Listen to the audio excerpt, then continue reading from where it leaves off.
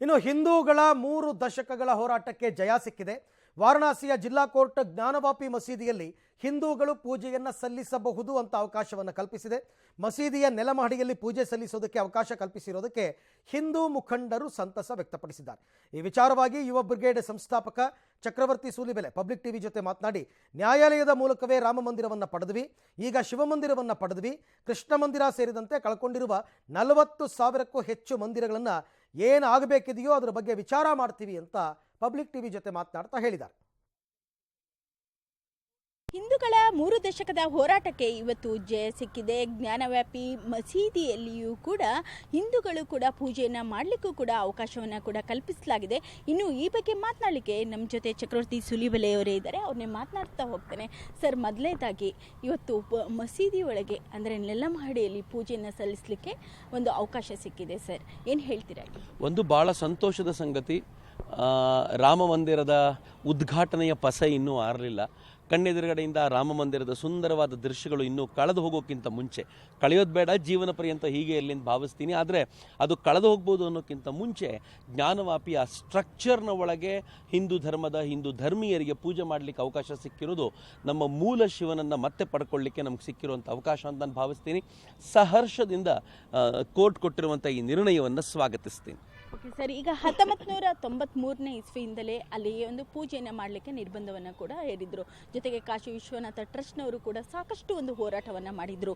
Actually ಅಲ್ಲಿ ಹಿಂದೂಗಳ ಮೂರ್ತಿಗಳು ಇದ್ದರೂ ಕೂಡ ಇಷ್ಟೆಲ್ಲ ಹೋರಾಟ ಬೇಕಿತ್ತ ಸರ್? ಹಿಂದೂಗಳು ಏನನ್ನು ಪಡ್ಕೊಂಡ್ರೂ ಕೂಡ ಹೋರಾಟದಿಂದ ಪಡ್ಕೊಂಡಿದ್ದಾರೆ ಅನ್ನೋದೇ ಈ ನೆಲದ ಹೆಮ್ಮೆ. ನಾವು ಬಹುಸಂಖ್ಯಾತರು 80 ಕೋಟಿಗೂ ಹೆಚ್ಚು ಜನ ನಾವಿದ್ದೀವಿ. ನಾವು ಬೇಕಾಗಿದ್ದನ್ನು ಕಿತ್ಕೊಳ್ಳಿಕ್ಕೆ ಎಲ್ಲವೂ ಸಾಧ್ಯತೆಗಳಿದ್ದಾಗ ಹಾಗೇನೂ ಆಗೋದು ಬೇಡ. ನಾವು ಅತ್ಯಂತ ಶ್ರದ್ಧೆಯಿಂದ ನ್ಯಾಯಾಲಯದ ಮೂಲಕ ಹೋರಾಟ ಮಾಡ್ಕೊಂಡು ಪಡ್ಕೊಳ್ಳೋಣ ಅನ್ನೋ ದೃಷ್ಟಿಯಿಂದನೇ ರಾಮ ಮಂದಿರನ ಪಡ್ಕೊಂಡಿದ್ದೀವಿ. ಅದೇ ದೃಷ್ಟಿಯಿಂದ ಈಗ ಶಿವ ಮಂದಿರವನ್ನು ಪಡ್ಕೊಳ್ತಾ ಇದ್ದೀವಿ. ಅದೇ ದೃಷ್ಟಿಯಿಂದ ನಾವು ಕೃಷ್ಣ ಮಂದಿರವನ್ನು ಪಡ್ಕೊಳ್ತೀವಿ. ಮತ್ತು ಮುಂದಿನ ದಿನಗಳಲ್ಲಿ ನಾವು ಕಳ್ಕೊಂಡಿರೋ 40,000ಕ್ಕೂ ಹೆಚ್ಚು ಮಂದಿರಗಳಿಗೆ ಏನಾಗಬೇಕಾಗಿದೆಯೋ ಆ ಕುರಿತಂತೆಯೂ ಕೂಡ ಯೋಚನೆ ಮಾಡಲಿಕ್ಕೆ ಸಾಧ್ಯ ಆಗುತ್ತೆ. ಇದು ಹಿಂದೂಗಳು ತಮ್ಮ ದೃಷ್ಟಿಕೋನ ಏನು ಅನ್ನೋದನ್ನು ಏನು ಸ್ಪಷ್ಟ ಇಟ್ಕೊಂಡಿದ್ದಾರೋ ಅದರ ದ್ಯೋತಕವಾಗಿ ನಿಂತಿದೆ. ಹೀಗಾಗಿ ನನಗೆ ಭಾಳ ಹೆಮ್ಮೆ ಇದೆ.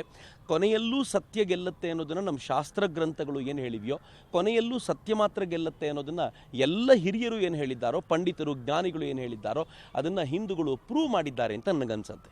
ಓಕೆ ಸರ್, ಈಗ ಜ್ಞಾನವ್ಯಾಪಿ ಮಸೀದಿಗಿಂತಲೂ ಮೊದಲು ಹಿಂದೂ ದೇವಾಲಯ ಇತ್ತು ಎನ್ನುವಂತಹ ಒಂದು ಸಮೀಕ್ಷೆನ ಭಾರತೀಯ ಪುರಾತತ್ವ ಸಮೀಕ್ಷೆ ಕೂಡ ನಡೆಸಿದೆ. ಈ ಬಗ್ಗೆ ಏನು ಹೇಳ್ತೀರಾ ಸರ್? ಜೊತೆಗೆ ಈ ವರದಿಯನ್ನು ಜಾರಿ ಆಗಬೇಕು, ಅಧ್ಯಯನ ಆಗಬೇಕು ಎನ್ನುವಂತಹ ಒಂದು ಕೂಗುಗಳು ಕೂಡ ಕೇಳಿ ಬರ್ತಾ ಇದ್ದಾವೆ. ಒಂದು, ನಮ್ಮ ಅಂಗೈಯಲ್ಲಿ ಗಾಯ ಆಗಿದ್ದರೆ ಅದು ನೋಡ್ಕೊಳ್ಳಿಕ್ಕೆ ಕನ್ನಡಿ ಏನು ಬೇಕಾಗಿಲ್ಲ, ಕಣ್ಣಿಗೆ ಕಾಣುತ್ತೆ ರೀ. ಯಾರ್ಯಾರು ಕಾಶಿಗೆ ಹೋಗಿ ಬಂದಿದ್ದಾರೋ ಆ ಕಾಶಿಯ ಜ್ಞಾನವಾಪಿಯ ಕಟ್ಟಡವನ್ನು ನೋಡಿದ್ದಾರೋ, ನಾನು ಮಸೀದಿ ಅಂತ ಅದನ್ನು ಬಳಸಲಿಕ್ಕೆ ಇಷ್ಟಪಡಲ್ಲ, ಬಿಕಾಸ್ ಇಟ್ಸ್ ಅ ಸ್ಟ್ರಕ್ಚರ್ ಅಷ್ಟೇ.